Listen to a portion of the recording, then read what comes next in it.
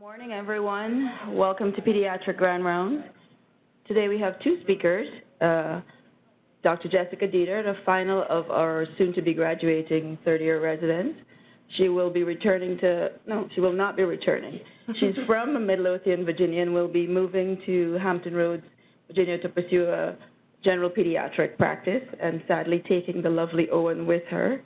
The other presenter is Ms. Marla Robertson from Lead Safe Roanoke, a program that's been in existence for greater than 10 years. She serves as the educational and outreach coordinator there. Please welcome Dr. Dieter and Ms. Robertson. Thank you, everyone, for coming. Thank you, Ms. Marla Robertson, for allowing me to learn about Lead Safe Roanoke and present with you today. I want to thank Dr. Kelly Henchel, who was my faculty advisor, for helping me with this presentation, and also, since I'm nearing the end of my time here at Carilion, to thank her for being a good mentor and role model for me over the last 3 years. Thank you all for coming. I sadly only have about 5.5 weeks left here, so thank you all for the last 3 years. It is going to be the end of 13 years here for me and my husband in Blacksburg and Roanoke area, and we're going to be leaving with some great memories. So thank you very much. We have no disclosures.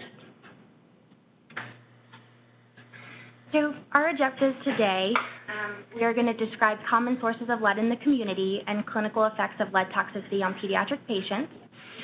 We're going to review current AAP and Virginia state guidelines for lead testing, and we're going to review indications for referring a patient to Lead Safe Roanoke. So our main goal of this presentation is to discuss preventative measures against lead toxicity in our pediatric population. So we're going to start with a little history lesson. So production of lead has been around for a very long time. Production of lead started in around 3000 to 4000 BC. The Roman Empire was one of the first societies to start using lead. They used it in the pipes that they used for their aqueduct or water system. They used it in medications. They used it in cosmetics. And they also used it in wine. It was a great additive to their wine because it has a naturally sweet taste to it. And so they put it in their wine, and then they distributed it across all of Europe. The word plumbing comes from the Latin word for lead. But the Romans, even back then in 3000, 4000 BC, they knew the health problems that caused by lead. There's multiple accounts of them talking about infertility and stillbirth and gout and anemia. They talked about jaundice and mental health issues as a result of all the lead that they used. In the EPA Journal, Jack Lewis, who was the assistant editor, he put in this saying, which I thought was really interesting, that was translated in 1829. So it just goes to show you that the hazardous effects of lead on the body and health were known way back then. Hence gout and stone afflict the human race, hence lazy jaundice with her saffron face, palsy with shaking head and tottering knees, and bloated dropsy, the staunch thought's disease. Consumption pale with keen but hollow eye, and sharpened feature shewed that death was nigh. The feeble offspring cursed their crazy sires, and tainted from his birth the youth expires. So the effects of lead have been known for centuries. But it took a long time for the U.S. to kind of come to terms with this. In the early 1600s, lead mining began in Virginia.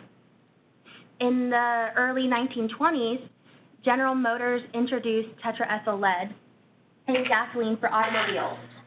Tetraethyl lead was actually discovered in the 1800s by a German chemist.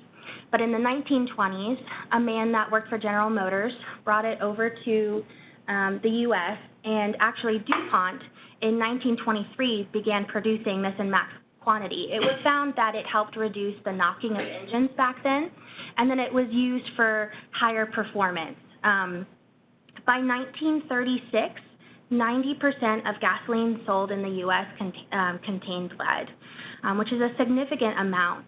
But after it started to become mass-produced, a lot of the workers in these factories began to die, and that was from all the lead exposure.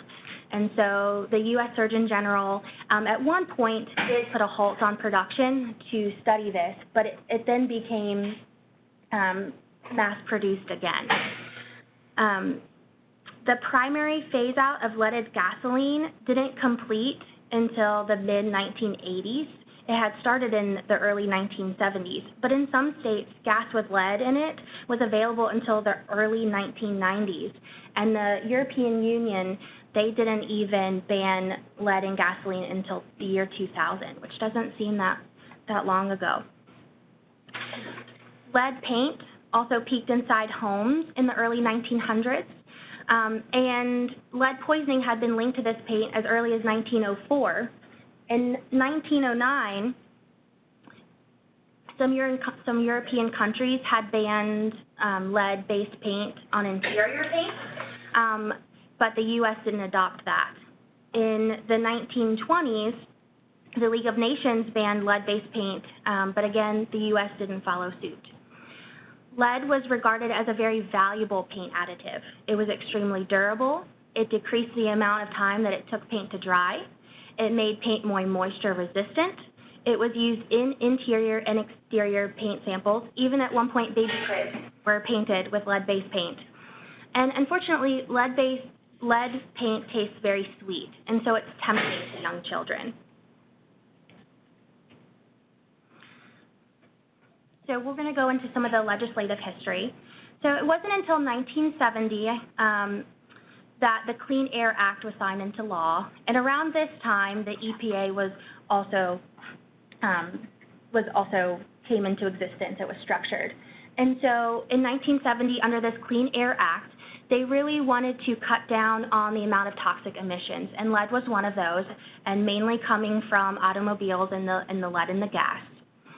In 1971, the Lead-Based Paint Poisoning Prevention Act came into legislation, and that prohibited lead-based paint in residential structures that were built or renovated with federal funds. It also set the level of lead in blood warranting concern at 60 micrograms per deciliter, and it defined lead-based paint as containing greater than 1% of lead. That wasn't good enough.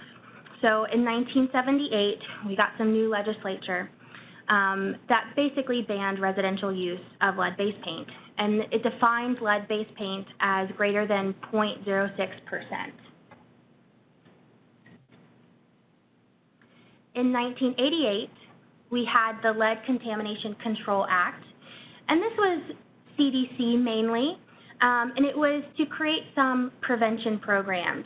So to develop programs and policies and educate about childhood lead poisoning prevention, provide support for lead screening, provide follow-up support with children that had been diagnosed with elevated blood lead levels, and to conduct further research on the effectiveness of our prevention efforts. And then in 1992, we had Title X or Title X, which was also known as the Residential Lead-Based Paint Hazard Reduction Act of 1992. This found that significant portion of children less than 6 years old were affected by low-level lead poisoning, as many as 3 million children they found. And they were more likely to be affected if they came from low socioeconomic status, minority, or low-income communities.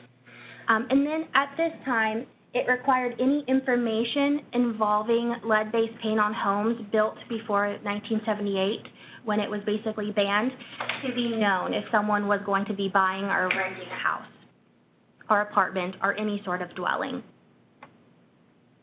It really emphasized at this point prevention of lead-based paint before children were poisoned. And it also, at this point, included contaminated dust and soil in those hazards. So this came from a publication from the AAP. The red line represents blood lead levels greater than 10 micrograms per deciliter, which until the last few years was our threshold. And then the blue line represents the gross mean. or the geographic mean of the blood lead level. And so what I liked about this graph is that it puts on all of the big legislative movements. So you have the Lead-Based Paint Poisoning Prevention Act. You have the phase out of gasoline that began in 1973, but really the first phase didn't complete until the mid-1980s. You have the ban on the residential lead paint in 1978. You have ban on lead plumbing that didn't happen until the mid-80s. And then in 1992, you have that lead Title X. And so you can see there is a significant drop after the ban on residential lead paint in 1978. And this graph really shows that when they started passing legislation that banned sources of lead, the blood lead levels in children dramatically decreased, which emphasizes the key to preventing lead toxicity is to eliminate the sources. This is another graph. This is from the U.S. National Health and Nutrition Examination Survey, or NHANES. This comes from the CDC. And again, it's showing basically the same information. The green you have is greater than 10, and the blue is a level greater than 5. But after that ban on paint in 1978, you see that dramatic decrease in blood lead levels in children. This graph also comes from the CDC. So each state has their own way of collecting surveillance data on blood lead levels in children, and they will present it to the CDC. And so this is blood lead levels among U.S. children less than 72 months of age as reported to the CDC from 2012 to 2017. So I want to make a point, and the CDC wanted to make a point, that this is only for programs that reported data. So this is not population-based data. When looking at this whole graph, this is just an excerpt, when looking at it, they do separate it by what states have reported to them. Virginia had nothing. For 2012 to 2017, they didn't have any data to disclose on their website. And so I found that interesting. And I don't know if it's from the reporting to the CDC or whether we don't have good data from this state. I'm not quite sure. But for U.S. totals, you can see that in between 2012 and 2017, that we still have a significant amount of children with elevated blood lead levels. And so the percentage of children less than 5 with confirmed, I mean, you have 3% here in 2017 that still have greater than 5. So it's still a significant issue. So with all the legislature and preventative measures being taken, it's still one of our nation's top preventable environmental health problems facing our children today. So where does it come from?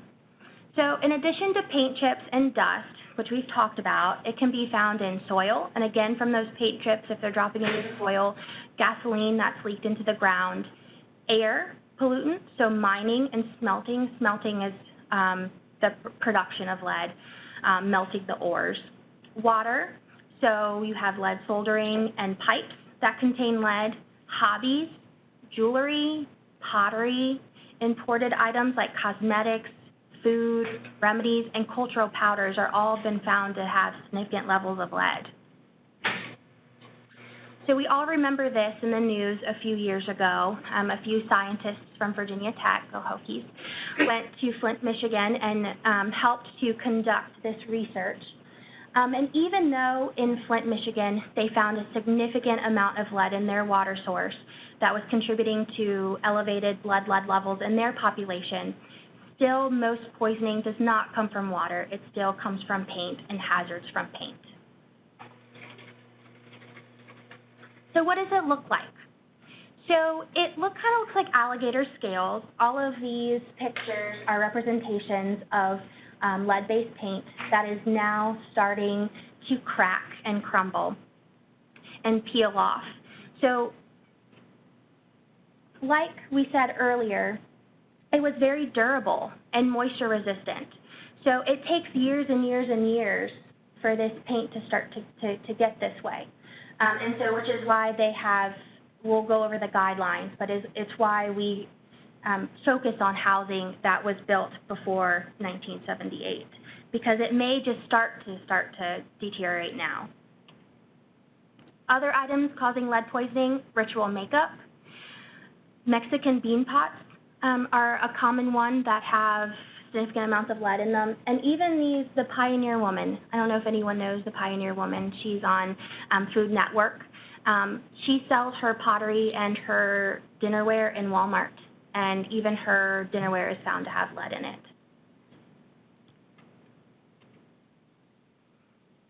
So who's at risk for lead poisoning? Children 5 years and younger are at significant risk. Their growing bodies absorb more than adults do. Adults who work with lead or have hobbies involving items with lead are significantly exposed. And then pregnancy and developing fetuses, they're also at risk if mom has an elevated blood level. It's been known to cause low birth weight and even miscarriages.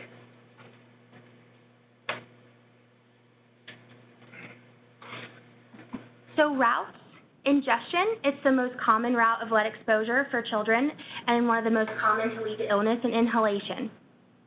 So when you're doing it at home, you're renovating, and you have lead-based paint, you can be exposing yourself and your family in the home. Almost all inhaled lead is absorbed into the body, whereas 20 to 70% of ingested is absorbed. And children generally absorb a higher amount than adults do. So what are the effects of lead poisoning? As healthcare providers, we want to know the effects. This talk is mainly on prevention, but I do want to talk a little bit about the side effects that you're going to see. So low levels in the body can cause decreased academic achievement, lower IQ scores, behavior problems, and specifically some inattention problems, antisocial behaviors, and there's some limited evidence for delayed puberty and decreased kidney function with low levels of lead in the body. High levels can cause intellectual disability, seizures, coma, death. Luckily, we don't see too many high levels, but it is out there.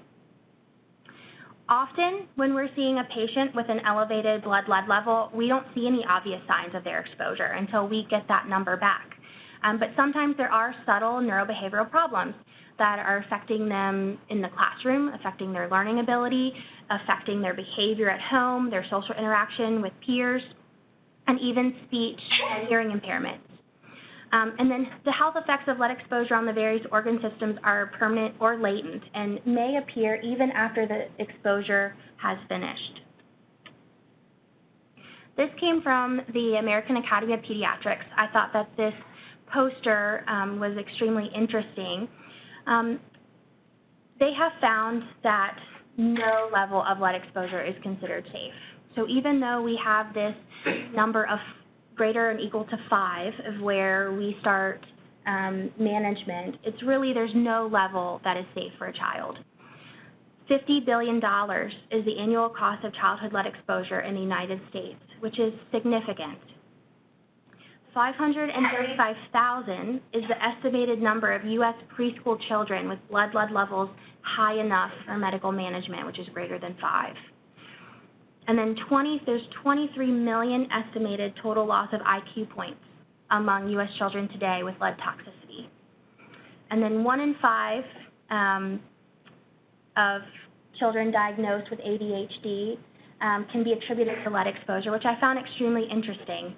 I would find it really interesting when we are diagnosing children with ADHD or seeing them in follow-up, going back in their chart and seeing what their lead level is. So this graph is another one taken from, or this table is another one taken from an AAP publication. And to me, this is astounding. So you have at the top, you have your current reference value of 5 of when we start management, or at least confirming levels and repeating levels. And the number of children above this threshold is less as compared to lower risk, only 0.5 million. But they have a very high average IQ loss of 6.1 for an estimated 3.1 million IQ points lost. But when we're focusing on all these kids over five or more, we're missing out on over 20 million IQ points on these kids that have levels below 5 that right now we're not doing anything about. So this really goes to show that we need to focus our efforts on prevention, and prevention for all levels. So it hasn't been very long in the past few years that the level of concern was 10, and it was recently in the last few years decreased to 5. So there were probably many children with levels between 5 and 10 that their parents didn't even know that they had because it wasn't in the guidelines or we weren't required to do much about it. But now that there's the lower level of 5, more children will be identified as having lead exposure, and we can do more about it. When putting together this presentation with Ms. Robertson, she let me know that hopefully in the near future the level of concern will be even less than 5. That's in the talks. The new CDC guidelines did not change the recommendation that chelation therapy would be considered at a level of 45. So these next few slides are a little bit wordy, but these slides are going to go over the Virginia Department of Health guidelines and requirements. So from the VDH, every child should be tested to determine the blood lead level at 12 months and 24 months if they meet any of the criteria below. So any child that is receiving Medicaid or WIC benefits or is eligible needs to be tested at 12 months and 24 months. Any child that is living in or regularly visiting any type of dwelling built before 1960 needs to be tested. If they are living in or visiting routinely a dwelling built before 1978 that has peeling or chipping paint or has planned or ongoing renovations needs to be tested. If they are living in or visiting any sort of dwelling where someone else has been exposed to lead and has a positive blood lead level, they need to be tested. If they're living with an adult whose job, hobby, or other activity involves exposure to lead, they need to be tested. If they're living near any active production plant, battery recycling plant, or industry likely to release lead, they need to be tested. If the child's parent or guardian wants them tested because they're concerned about exposure, they should be tested. Or if there's a recent refugee or immigrant who's adopted from outside the United States, they need to be tested. So the Virginia Department of Health then gives guidelines for obtaining a confirmatory sample. So if you have a screening test result that's between 5 and 9, you need to perform a confirmatory test between 1 and 3 months. Now, this can be either capillary or venous.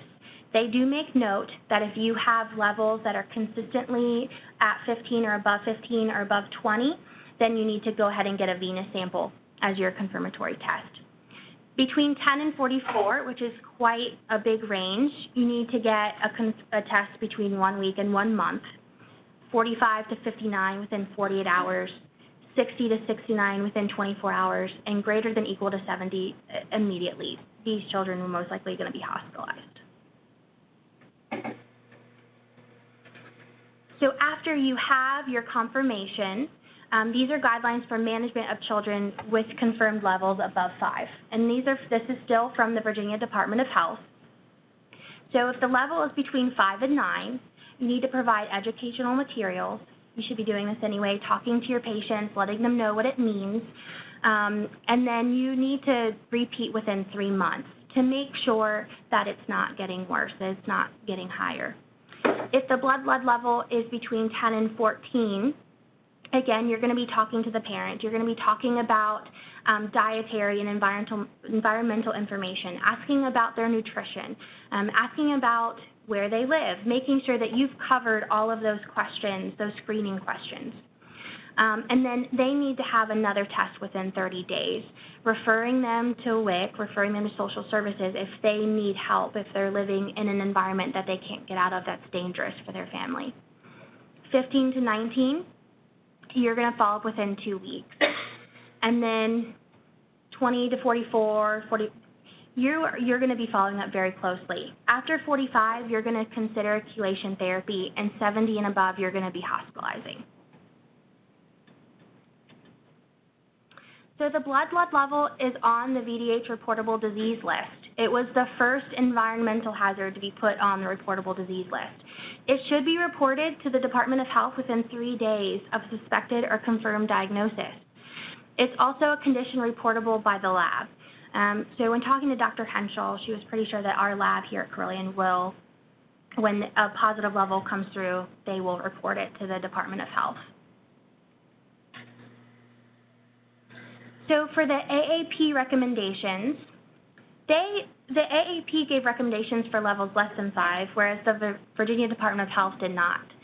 So if they have a level less than 5, you're going to review with the family, and you're going to repeat that in 6 to 12 months if they're at high risk for exposure. If you screened them before a year of age, they really recommend retesting in a few months. And that's because if you're testing before a year of age, developmentally that child is going to be more mobile as they get closer to a year, even beyond a year. And when they become more mobile, they're at risk for getting into more dangerous hazards. So that's why they recommend retesting.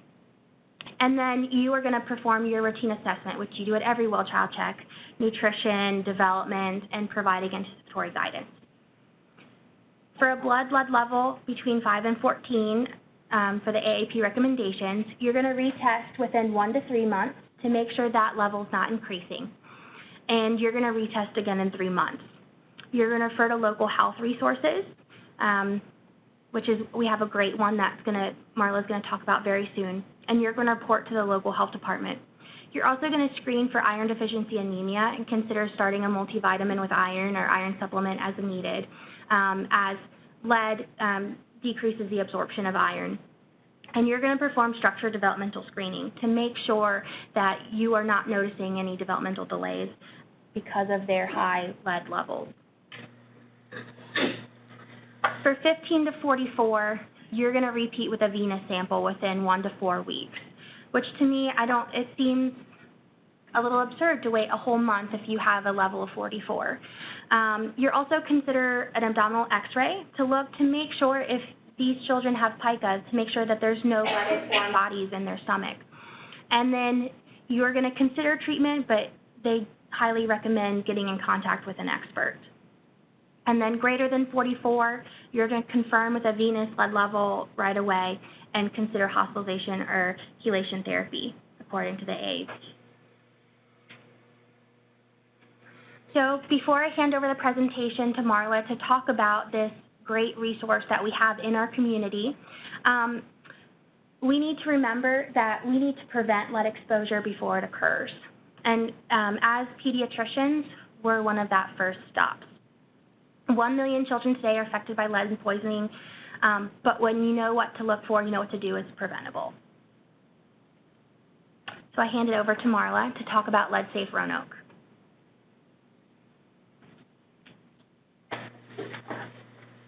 So hello, everybody. I'm just going to go over a few things because she hit quite a bit of interesting stuff. You just hit enter.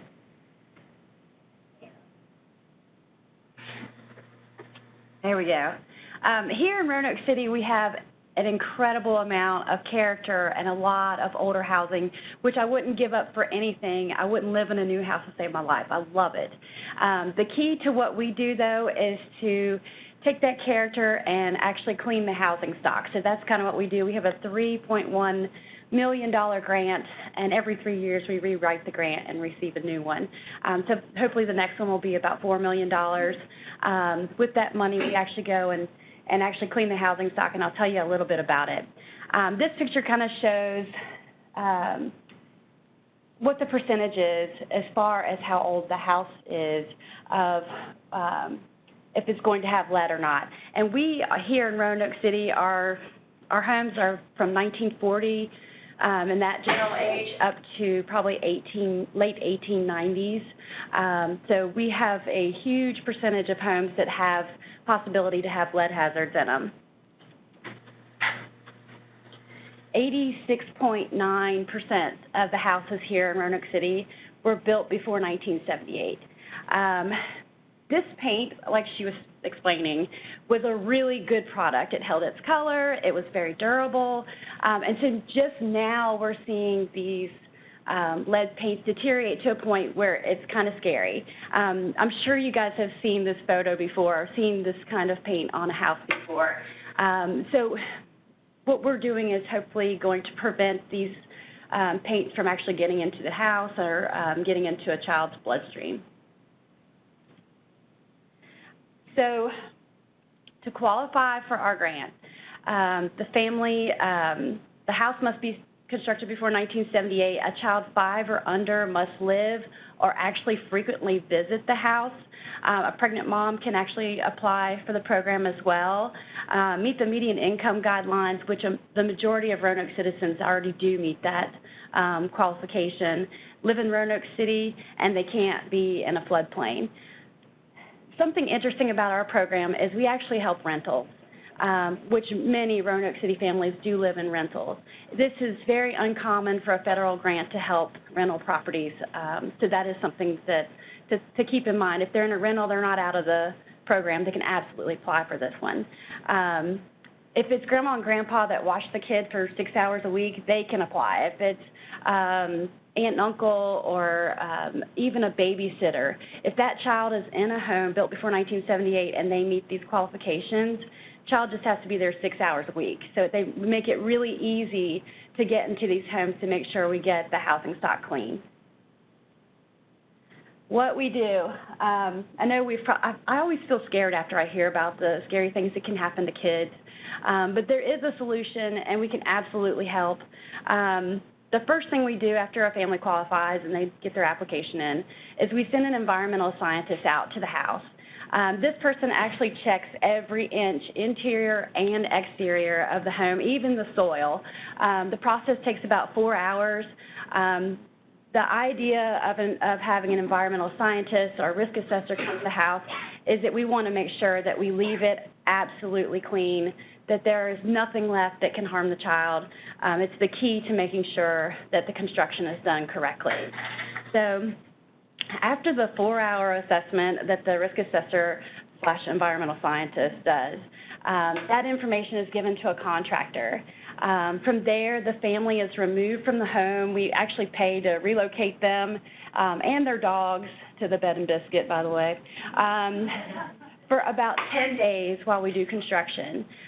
This is everything from ripping out windows to make sure that those friction surfaces are gone, doors. It can be anything that can have a lead hazard that can harm the child. And this gentleman is actually vacuuming soil. It actually happens, folks. So what happens is that lead actually sits on the top of the soil, so we remove the top 2 inches of the soil to make sure that that's gone, and then we retest that area to make sure that we've gotten the hazard out of this section. I don't know about you, but me and my Barbies were always in the drip line in the mud of the house around that area, and I'm so thankful that I didn't get lead poisoning from playing in this area. But the drip line is something we really look at, or we look at bare soil, which basically means it doesn't have grass on it, because those areas can have lead on them as well. And I mean, every kid plays in the mud and the dirt, and so that's something we look at when we're at the house to find out if there's an issue, as well as if they're gardening or not. We'll actually test their garden soil to make sure that it's not coming in their plants or their vegetables, that kind of thing. And then the gentleman leaned up against the house here. We can't just take a blowtorch or a water sprayer and take this paint off. It's tedious. The contractors have to be educated to an extreme level to make sure that they're not poisoning themselves or the next door neighbors. It's basically a wet scrape with a spray bottle and a like a putty knife kind of thing. It's very tedious. It does take a long time, but the process has to be done correctly in order for us not to spread the lead to other people. This is what new windows look like. As you can see, the picture right here, the alligator scales that she was talking about are absolutely surrounding this window. And what we'll do is we'll actually take metal and bend that over top of the old window surround, and then we replace the window with a low-E, energy-efficient window. So not only are we getting rid of a lead hazard, but we are helping these families who are in a low-income bracket with their heating and electric bill. They are very thankful to get windows that actually operate and that are much safer and actually help with their bills. This is a house, I don't know if anybody's familiar with the West End area, but this is a pretty big project we had. We actually take care of asbestos as well. So this is something we did. We actually wrapped the house to get rid of the asbestos siding. If you know anything about asbestos, when it is in a bad situation, you can actually, those dust and things can kind of get in your lungs. And so what we did was we actually encapsulated the house, new windows, interior and exterior paint, remove soil. This project turned out great. We're really proud of it. We actually do code violation as well. So if there's anything that's not up to code, and this one, a child could actually fit its head through the railing, the previous railing on the house.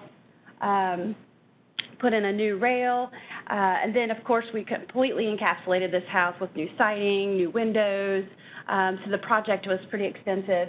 We can spend up to $20,000 per home to get rid of lead hazards, and then we have some other monies to help with the Healthy Homes as well. So the Healthy Homes portion, when I first started the grant, we would go in and take care of the lead hazards.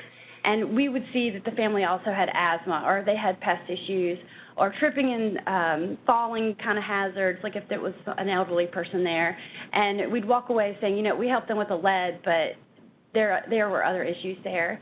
So now when we write the grant, we write a supplemental funding for the Healthy Homes portion.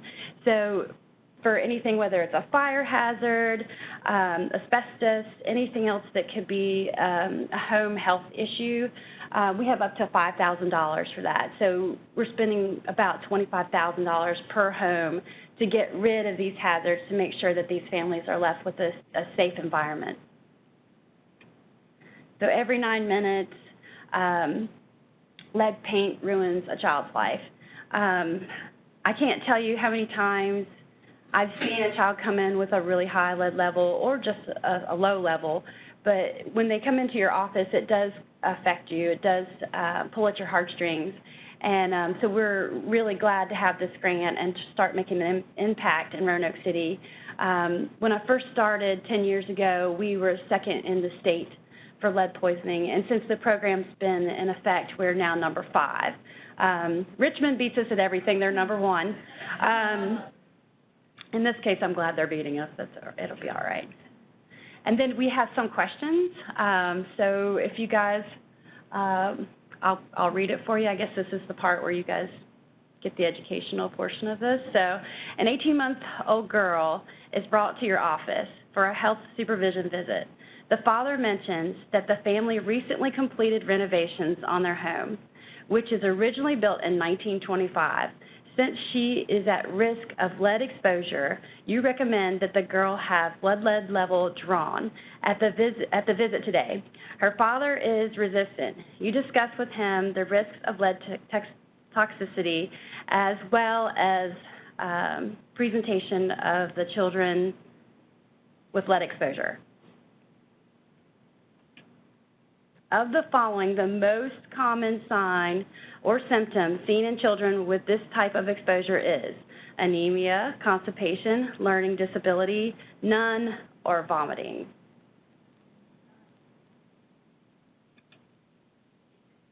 You guys are right. Question number 2. Who meets the criteria for lead testing? Patients enrolled in Medicaid or WIC, a child living in or regularly visiting a structure built before 1960, and any structure built before 1978 with peeling paint and recent or ongoing renovations. A child living in or repeatedly visiting a structure where another person has an EBL.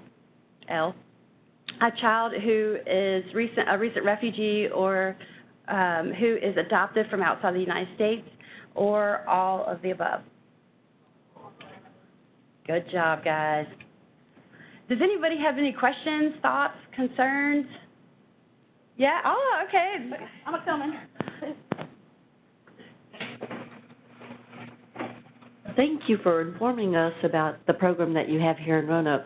My question is about the mitigation for the things other than lead. Yeah. Does it still have the same requirements that there has to be a child 5 years or younger visiting the home or living within the home for you to mitigate allergens and mold? Yes. So this is the only time you're like, please let me have lead paint in my house. But you qualify, of course, like their regular qualifications, and they have to have lead for us to do anything else. Because first and foremost, it's a lead hazard program, and then we have that supplemental funding to kind of help with other things. My question is about the rental properties. I think it's great that you offer that service, but doesn't the landlord have a legal responsibility to provide those? This is going to make you guys mad. The only legal responsibility a landlord has is to let the tenant know that the house was built before 1978 and it could possibly have lead. And they get a pamphlet and they have a thing they have to sign. That is the only legal obligation for a landlord when it comes to lead hazards. That's it. So, that does make me mad. It does make you mad. I know. Thankfully, this program is here, and we have to think to ourselves, we're cleaning housing stock. I know this is a slumlord, but it's all about the kid. It's not about that person. And, karma, it comes around. Thank you. Just this question for Dr. Dieter. I'm struck by the lowering of the level that's considered safe or whatever, but yet the recommendations for chelation have not changed a bit. So it strikes me that we're concerned about these really low levels, but we're not chelating. We're not really, we're giving education, that sort of stuff. Any comments about that? No, the sources I read were mainly prevention. Getting rid of the sources and the exposures, and less concerned about treatment. That if we eliminate these exposures, then we don't have to treat. And that's mainly what everything is focusing on.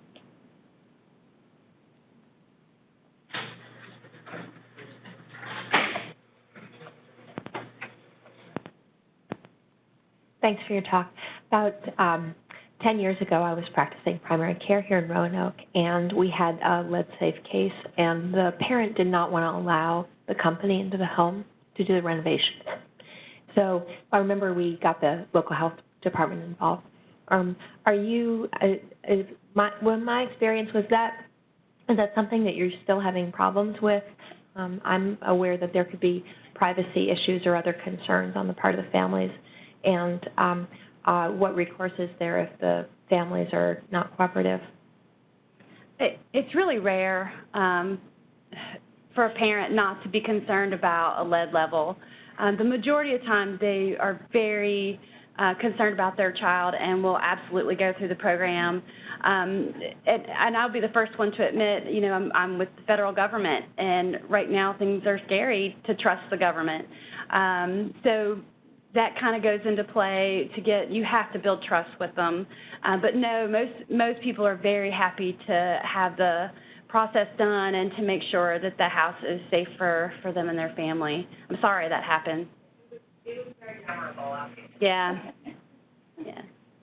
Any more questions in the room? I did have one quick question. So it's only Roanoke City. Do you plan on expanding to other areas? I don't know if you guys know this or not, but our area doesn't play well with the surrounding areas. I'm from Roanoke, I'm from Salem, I'm from the county. The grant requires a match. If we could receive match either funding or match with volunteers from other surrounding areas, we could absolutely do that. It's heartbreaking to get a call from Franklin County. It's heartbreaking to get a call from Allegheny County or Salem and say, I can't help you. I've got $3.1 million, but I can't help because your city didn't contribute to the base part of our grant writing portion. Those cities can actually do the grant writing themselves and write their own grant. Currently, there's only 2 grants in the state, and we're one of 28 in the country that got this round of funding. It's very competitive, and you get the grant because of need. Roanoke City needs this. We have older housing stock. We have a really low income bracket in our area, so this is our 5th grant we've written and received, and we hope to continue doing that. We could do this for another 20 years and not clean all the housing stock in Roanoke City. We have a few. Oh, yeah. There's not so much a question, but there's a recent article that came out in YAMA this week with fluorinated water in pregnancy done out of York University in Toronto, which kind of tries to associate fluoride levels in pregnancy with the same neurodevelopmental defects or decline as lead levels. So I'll be interested to see what some of these further studies are going to say about that. We have a few extra minutes. We can unmute the phone, see if anyone has any questions online. If you don't have a question, please keep your phone muted. Do we have any questions online? Janie, it's Dr. Kreider. Are you guys aware, I'd be interested to know if you're aware of any programs within the surrounding communities that are available to families with elevated lead. Because as you know, a lot of our patients are not in Roanoke City. Those programs may be education, they may be coming into the home and helping families at least identify where the lead sources are.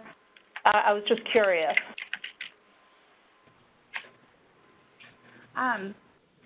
There are a few things we can do for folks that aren't in Roanoke City or don't qualify for our program. We have a cleaning kit, and we can give information out to those folks. So the cleaning kit basically consists of like a mop, a bucket, soap, and like a rug. And then we can kind of do an educational thing for those families that don't qualify. So we're not completely heartless. I wish we could do more, trust me. But that is something we can offer to anyone who's concerned and educate them and teach them how to clean safe, teach them how to, what the child needs to eat, that kind of thing. So. Great. And how far out do you go with that? For example, I have Craig County and Covington and a large geographic area.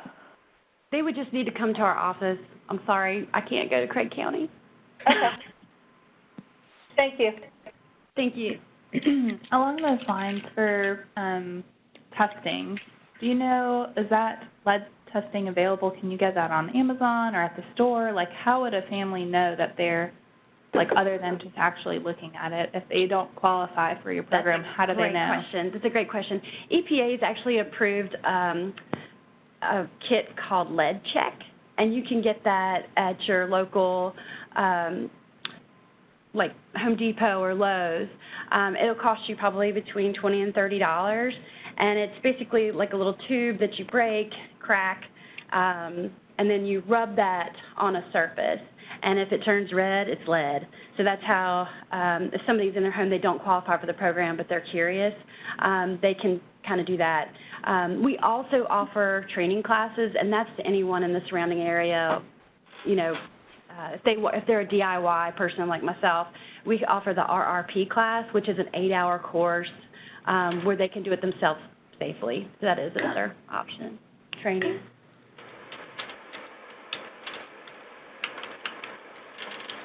More questions online?